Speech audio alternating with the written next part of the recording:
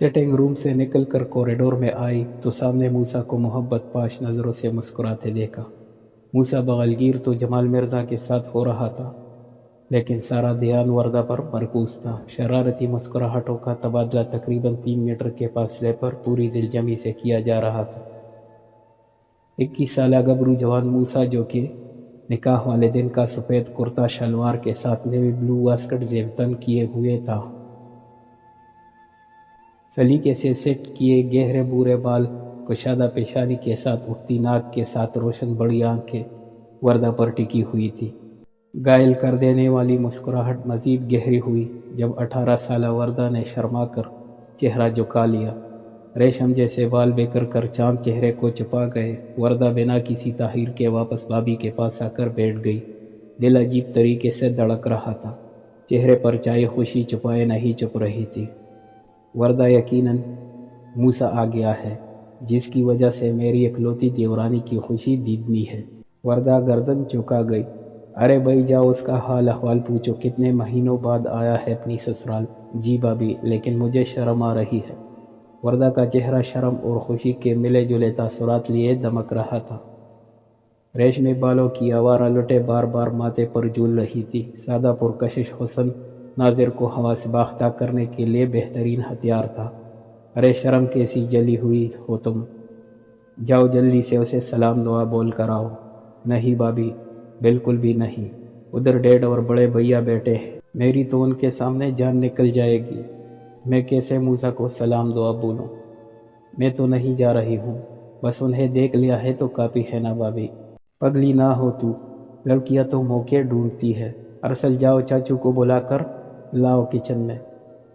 Mummy क्या बोलूँ चाचू की कि कौन बुला रहा है?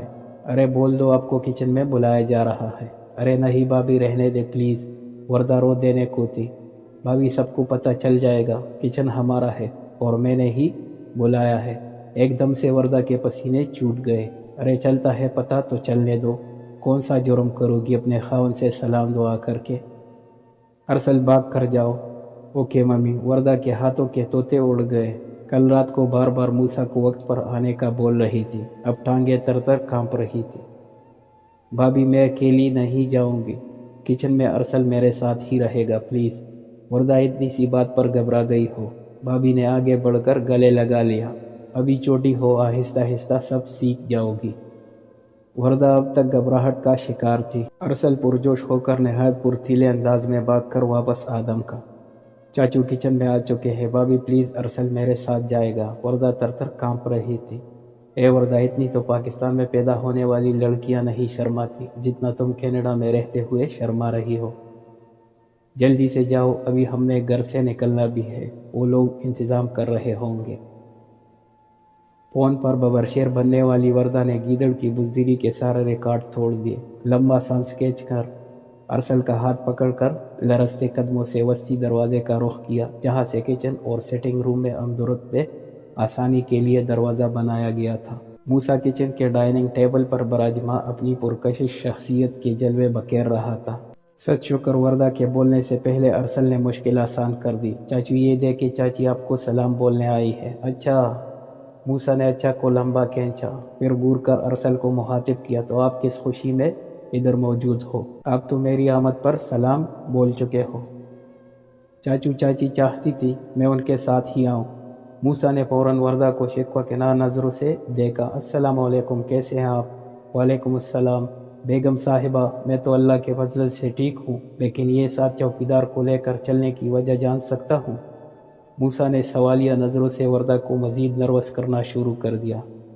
वो मुझे आपसे शर्म आ रही थी इसलिए। वर्दा ने जो कि सर से इंकिशाफ किया। फ़ोन पर तो मुझे शेरनी की हर रंग हर किस्म की धमकियाँ मिलती है, वो सब किस खाते में जाएंगी? मूसा ने लाचारगी का बेपनाह मुजाहिरा किया। कल रात तो यही महसूस हो रहा था कि वर्दा साहिबा ने इस्तकबाल के लिए घर की चौखट नहीं छोड़नी, लेकिन यहाँ पहुँचकर काफ़ी मायूसी हुई है। वर्दा ने तड़प कर झुका सर ऊपर उठाया। अरे नहीं, ऐसी कोई बात नहीं है, मैं तो सुबह से आपका इंतज़ार कर रही हूँ। वर्दा हुकलाते हुए गोया हुई और हाथों की लर्जिश को काबू में करने की जानतोड़ कोशिश की। वो मुश्किल मूसा से नज़रें मिला पाई। मूसा का तीर निशाने पर जाकर बैठा। इस चौकीदार को भेजो इधर से। چاچو جب تک چاچی ادھر سے جانے کا نہیں بولیں گی میں تو نہیں جانے والا۔ چاچی تو میری دوست ہے، ہم جب بھی ادھر آتے ہیں چاچی ہمیں گھمانے اور میٹھا کھلانے کے لیے لے کر جاتی ہے۔ 8 سالہ بطور ارسل موسیٰ کے صبر کا امتحان لے رہا تھا۔ میرے ہاتھوں کی طرف دیکھ میرے استاد، میں تجھے ڈیزرٹ کی دکان خرید دوں گا، ابھی یہ قیمتی لمحات نہ ضائع کر۔ وردہ موسیٰ کی بے قراری پر نہ چاہتے ہوئے کلکلا کر ہنس دی۔ وردہ جی اب ہنس لو، اس معصوم کو ہتھیار بنایا ہوا ہے، بس آخری امتحان تک کی مہلت ہے، پھر چاہے دنیا ادھر کی ادھر ہو جائے، جدھر موسیٰ سکندر خان ہوگا ادھر وردہ جمال مرزا ہوگی۔ بغیر ہڈیوں کے جو کباب میں کود کود کے آ رہی ہے۔ موسیٰ کا اشارہ ارسل کی طرف تھا۔ اللہ کی پناہ، سارا موڈ خراب کر دیا ہے، اب بس بھی کرے، میں چلتی ہوں، ابھی گھر سے نکلنا بھی ہے، ڈیڈ انتظار کر رہے ہیں۔ ٹھیک ہے، آپ کا گھر آپ کے اصول ہے، ہم تو ادھر وقتی مہمان ہیں، کل پھر ہاسٹل کی ہاتھ چاہنے کے لیے نکل پڑنا ہے۔ موسیٰ نے شدید غم کا اظہار کیا۔ وردہ کی ہنسی چھوٹ گئی۔ وردہ ابھی خوب جی بھر کے ہنس لو میری مجبوری پر، لیکن جب میرے گھر آؤ گی تو میرے طریقوں پر چلنا پڑے گا۔ موسیٰ نے آنکھوں کو گھمایا۔ جی ضرور، جیسے آپ چاہیں گے ویسا ہی ہوگا، میرے موسیٰ اور مجبور آداب آرس ہے۔ وردہ نے کچن سے نکلتے ہوئے ہاتھ کے اشارے سے بولا۔ موسیٰ نے ایک ہی جھٹکے سے وردہ کی کلائی تھام لی۔ لو ادھر سے، پھر میں دیکھتا ہوں۔ محبت اور دھمکی سے بھرپور لہجہ، ارسل جاؤ اپنے ڈیڈ کو بلا لاؤ پلیز۔ وردہ کو یک دم یہی بات سوجی۔ اچھا چاچی، بس ابھی گیا۔ موسیٰ نے وردہ کی کلائی چھوڑ کر ارسل کی تام لی۔ میرے باپ میرے ساتھ چل، موسیٰ نے زچ ہوتے لہجے میں بولا۔ وردہ آپ کو تو میں بعد میں دیکھ لوں گا۔ جی ضرور، وردہ نے مسکراتے ہوئے گردن جھکا لی۔ وردہ موسیٰ کے کچن سے نکلتے ہوئے بس اس کی چوڑی پشت کو دیکھتی رہ گئی۔ ایک دم سے دل کی گہرائیوں سے بہت سی دعائیں نکلی۔ موسیٰ آپ کو اندازہ ہی نہیں ہے کہ وردہ جمال مرزا آپ کی سانس کی ڈور سے بندھ گئی ہے۔ ایک دن بھی اگر آپ کی آواز نہ سنے تو سارا دن بے چین رہتی ہے۔ خالہ، وہ جو آپ کے نکاح میں ہینڈسم تھا، پتہ ہے وہ پوری یونیورسٹی میں پڑھاکو ہے اور لڑکیاں مرتی ہیں اس پر۔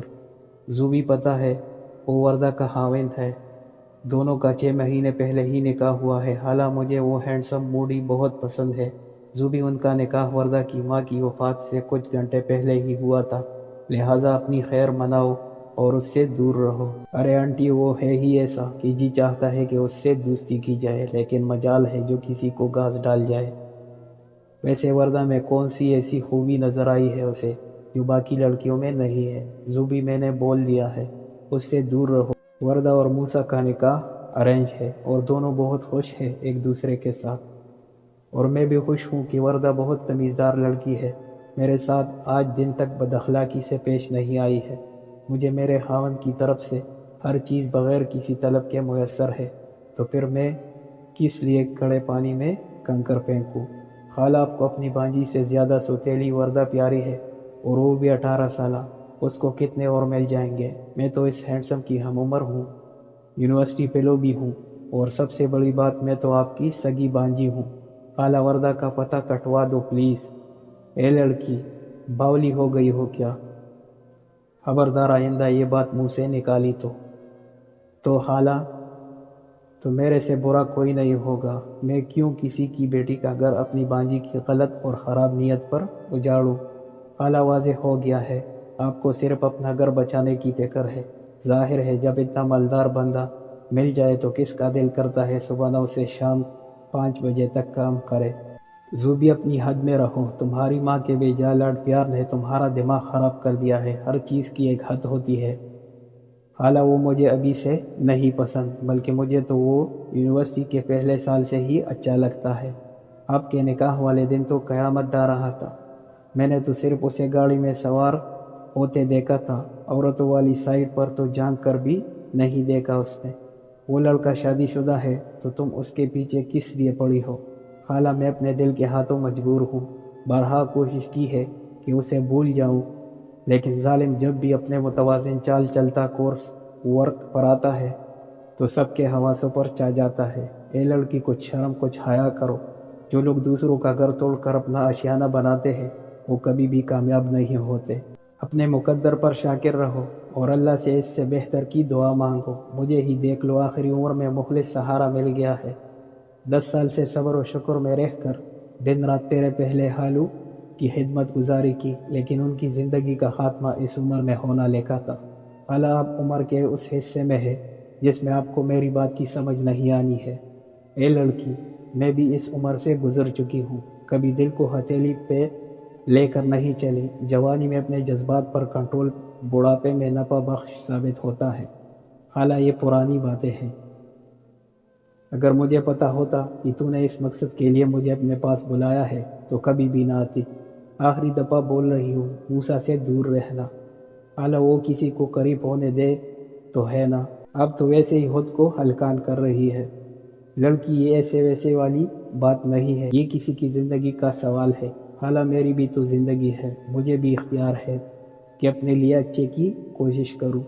زو بھی پہلے خود کو اچھا کر، اللہ تیرے لیے بھی اچھا سبب پیدا کرے گا۔ آخری دفعہ بول رہی ہوں، باز آ جا۔ میں آج ہی تیری ماں کو فون کر کے تیری اس منصوبہ بندی کا بتاتی ہوں۔ خالہ موم میری پسند کو کبھی بھی نہیں ٹکرائیں گی۔ زو بھی بات پسند ناپسند کی نہیں ہے، بات ظلم کی ہے۔ جو کھچڑی تمہاری دماغ میں پک رہی ہے سوائے شر کے اور کچھ بھی نہیں ہے۔ میری طرف سے جواب سمجھو، میں کبھی بھی تمہارا ساتھ نہیں دوں گی۔ خالہ نہ ساتھ دو، مجھے اپنی خواہش کی تکمیل کرنا بخوبی آتا ہے۔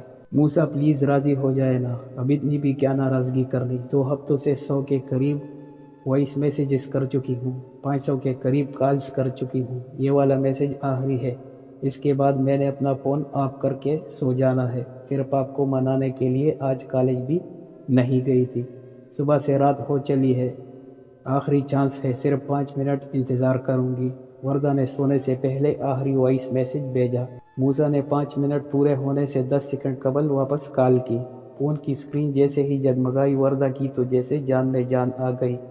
موسیٰ کی آواز سنتے ہی رونا شروع کر دیا۔ موسیٰ مجھے معاف کر دے، میرا مقصد وہ نہیں تھا، میں فطرتاً شرمیلی ہوں، پلیز مجھے معاف کر دے، آئندہ آپ کو دکھی نہیں کروں گی۔ وردہ داڑھیں مار مار کر رو رہی تھی۔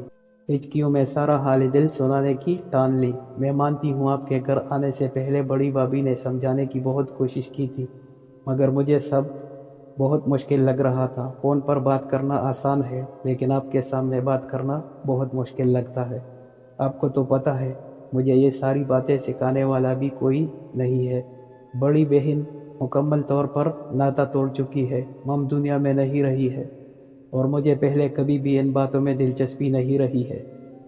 پڑھائی اور کراٹے میرا مشغلہ ہے۔ رو رو کر وردہ حال سے بے حال ہو رہی تھی۔ موسیٰ کا دل کٹ کر رہ گیا۔ اپنی معصوم سی بیوی کو پورے 2 ہفتے سے انتظار کی سولی پر لٹکایا ہوا تھا۔ موسیٰ نے